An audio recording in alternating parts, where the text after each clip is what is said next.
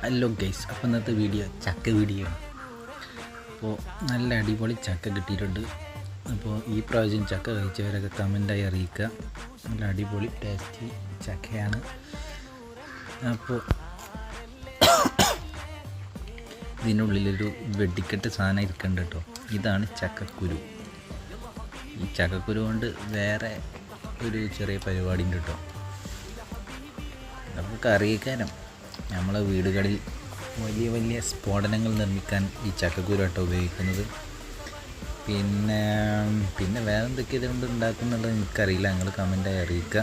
അപ്പോൾ ഞാനിതിവിടെ എടുത്ത് വെക്കുന്നുണ്ട്. അപ്പോൾ വീണ്ടും നമ്മൾ